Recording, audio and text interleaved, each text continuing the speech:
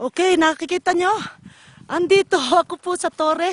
Pinaka-tore ng Mountain Fuji. Oh, may snow pa po. Oh. Merong tawag dito. Sugoy, oh. Hora. Kung nakire na to kurarimasu, hora. Ne, sugoy. Makikita nyo, ang ganda-ganda po. Oh. Tore po ito. Pinakatuktok po ng bundok ng Mountain Fuji. Traveling alone is a great mission accomplished of Mari. Today is my holiday, my freedom of my life. So ayan, natatanaw nyo po ang tuktok ng Mountain Fuji kung saan po ako doon nanggaling sa ibaba na yon. At inakit ko po ito ang tore.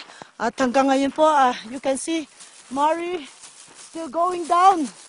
Pauwi na po ako to back home for Tokyo, for sushi bar. Work, Sushi Cinderella again. Back to Sushi Cinderella. So ayan, nakita nyo.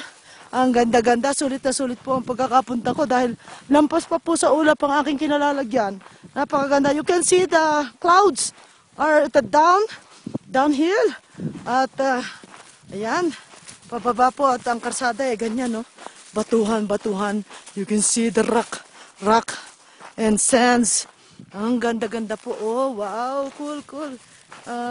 Pinilit kong pumunta dito, makapanik dito sa Mountain Fuji.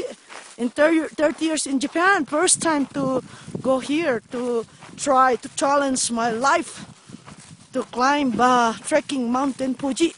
So yan, ganda-ganda. At today I'm lucky because it's a very sunny day. Clear, sunny.